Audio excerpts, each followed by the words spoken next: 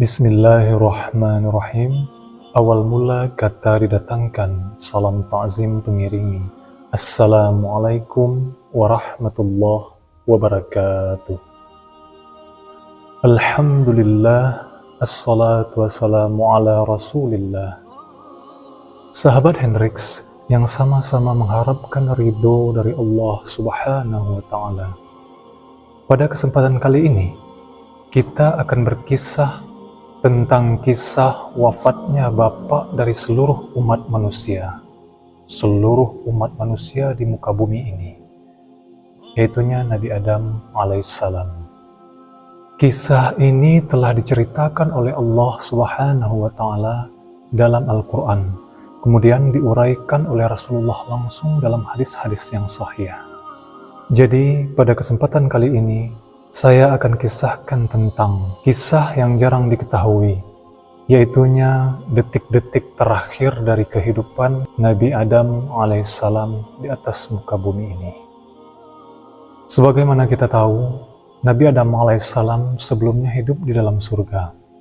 Namun karena sebuah dosa yang dilakukan oleh Nabi Adam alaihissalam bersama istrinya Hawa, keduanya pun diberi hukuman oleh Allah Subhanahu wa Ta'ala untuk tinggal di dunia yang penuh dengan suka dan duka, penuh dengan kesedihan dan kepedihan. Kenikmatan Nabi Adam di dalam surga itu tidak berlangsung lama. Kesenangan berganti dengan kesedihan. Allah berfirman, kehidupan dunia ini adalah zahratul hayatid dunya. Zahra, bunga kehidupan dunia. Kenapa disebut bunga? Karena bunga tidak awet, tidak tahan lama, bunga akan layu, lalu kering, kemudian berterbangan diterpa angin. Sahabat Hendrix, hadis yang akan kita bahas pada hari ini diriwayatkan oleh Abdullah bin Imam Ahmad. Ibnu Katsir menyebutkan dalam kitabnya Kitab Al-Bidayah wan Nihayah. Ibnu Katsir mengatakan sanadnya sahih sampai kepada Ubay bin Ka'ab. Jadi hadis ini walaupun mauquf kepada Ubay bin Ka'ab, tetapi memiliki hukum marfu' kepada Rasulullah sallallahu alaihi wasallam. Karena kisah ini tidak mungkin diketahui kecuali dengan wahyu ilahi. Baiklah sahabat Hendrix, Ubay bin Ka'ab berkata, sesungguhnya Nabi Adam alaihissalam waktu ajal akan menjemput beliau sudah sakit-sakit dan ingin berkumpul dengan seluruh anaknya. Mungkin di sini beliau hendak berpesan kepada anak-anaknya, bagi anak-anak agar mendampingi dan menemani orang tuanya di detik-detik terakhir kehidupan dunia ini, agar bisa membimbing orang tua untuk meninggal dalam keadaan husnul khotimah. Qala libani. Nabi Adam ketika itu berkata kepada anak-anaknya, kenapa ayah pada saat ini sangat ingin sekali memakan buah-buahan dari surga? Kata Nabi Adam. Padahal umur Nabi Adam sudah 960 tahun. Tetapi beliau masih ingat dengan keindahan surga, masih ingat dengan rasa-rasa buah yang ada di surga. Tentunya tidak akan sama dengan rasa buah yang ada di muka bumi ini. Kemudian anaknya pun langsung pergi untuk mencari buah surga yang diminta oleh Nabi Adam alaihissalam. Dan ini sebuah pelajaran penting kepada kita. Seorang anak bagaimana berbakti kepada orang tua, walaupun apa yang dipinta itu adalah sesuatu yang mustahil.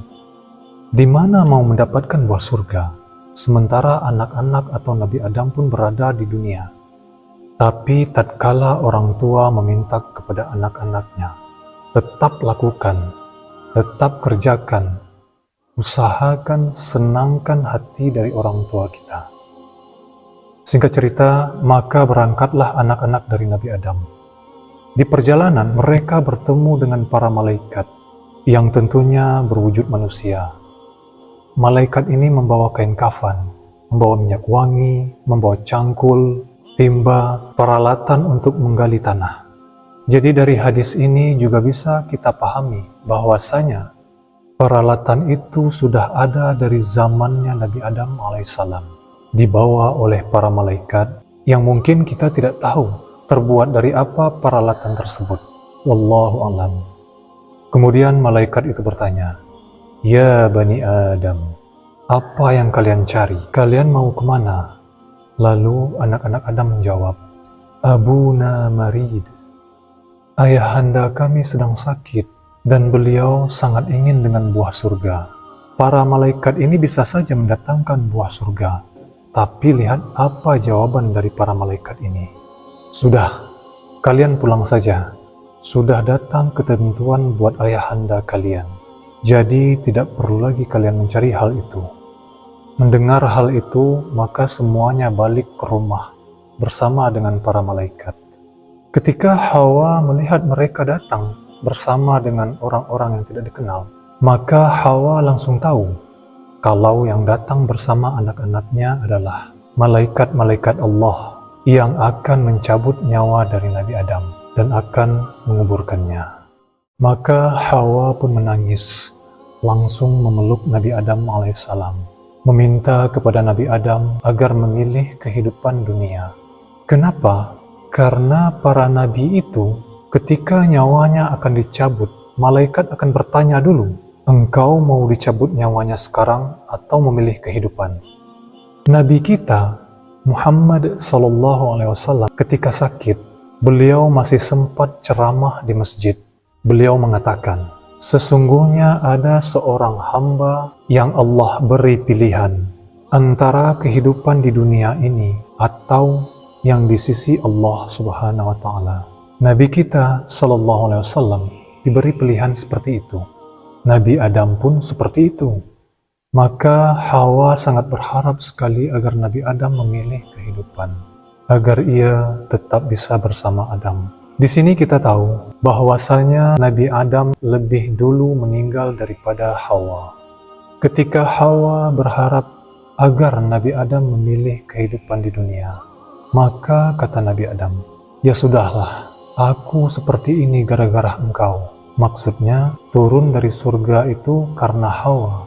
Ya, Hawa juga tidak bisa disalahkan sebenarnya. Karena kita tahu, ini sudah menjadi ketetapan dari Allah, bahwasanya wanita adalah godaan buat laki-laki. Sebagaimana Allah berfirman dalam Al-Quran, "Wahai orang-orang yang beriman, sesungguhnya ada bagian dari istri-istri kalian, pasangan hidup kalian, anak-anak kalian yang akan menjadi musuh buat kalian. Hati-hatilah kalian menghadapi mereka. Yang menuntut ini, menuntut itu adalah kodratnya, yang memang diciptakan untuk menghiasi kehidupan ini dan mendampingi seorang laki-laki. Namun tetap ada sisi negatif, yang kita harus hati-hati terhadap mereka. Tetapi kata Allah, kalau bisa memaafkan mereka dan lupakan kesalahan mereka, itu lebih baik buat kalian." Kita sambung ke kisah tadi. "Khallibani wa baina malaikati rabbi." Sudah, biarkan aku dengan malaikat-malaikat Rabbku, kata Nabi Adam. Maka malaikat itu mencabut nyawa Nabi Adam. Kemudian Nabi Adam dimandikan. Kita akan lihat bagaimana syariat setelah orang meninggal. Malaikat itu datang untuk memberikan pelajaran. Seperti kita tahu, kisah Habil dan Qabil. Ketika Qabil membunuh Habil, Nabi Adam pada waktu itu tidak ada di tempat. Beliau sedang berangkat haji yang disebutkan dalam beberapa riwayat. Sehingga Qabil tidak tahu harus berbuat apa dengan jasad saudaranya Habil. Maka pada saat itu Allah kirimkan burung gagak mengajarkan kepada Qabil bagaimana menguburkan jasad saudaranya itu. Lanjut ke Nabi Adam tadi. Di hadis ini dijelaskan bahwasanya dimandikan terlebih dahulu. Setelah Nabi Adam dimandikan terlebih dulu, dikafani, diberi minyak wangi, kemudian digali tanah buat Nabi Adam. Lalu dibuat lahat, dimasukkan jasad Nabi Adam ke dalam lahat. Kemudian diberi batu bata yang tidak dibakar, agar ketika akan menutupi dengan tanah, jasadnya tidak terkena langsung, walaupun kelak akan dimakan tanah. Tetapi jasad para nabi tidak dimakan oleh tanah. Di dalam hadis ini dijelaskan dari awal sampai selesai penyelenggaraan jenazah Nabi Adam. Silahkan sahabat Hendrix buka hadisnya. Kemudian para malaikat berkata, "Ya Bani Adam, hazihi sunnatukum." Wahai anak cucu Adam, seperti ini sunnah kalian. Jadi sahabat Hendrix, banyak manusia yang tersesat dalam kehidupan ini ketika tidak mengikuti petunjuk yang Allah kirimkan. Allah mengatakan, orang-orang yang hidup di muka bumi ini perlu petunjuk dari langit. Allah akan turunkan petunjuknya. Allah kirim utusan-utusannya. Allah kirim malaikat-malaikatnya. Yang mengikutinya, maka akan dapat petunjuk. Sahabat Hendrix, pelajaran penting yang bisa kita ambil dari kisah ini, mengajarkan teori dengan lisan atau tulisan, itu terkadang kurang membekas di dalam hati. Kita lihat dari kisah ini, semua dipraktekkan oleh para malaikat. Anak-anak Adam melihat semua praktek. Bagaimana semenjak awal dimandikan jenazah ayahnya, sampai dikuburkan. Mereka lihat proses itu, sehingga mereka insya Allah tidak akan lupa.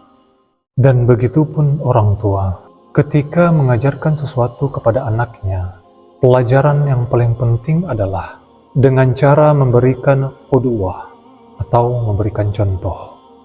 Inilah kisah wafatnya Nabi Adam alaihissalam. Semoga bermanfaat. Segala yang benar datangnya dari Allah Subhanahu wa Ta'ala, dan yang salah datangnya dari saya, Hendrix Litarik Sutansati. Banyak maaf. Wabillahi taufik wal hidayah. Wassalamualaikum warahmatullahi wabarakatuh.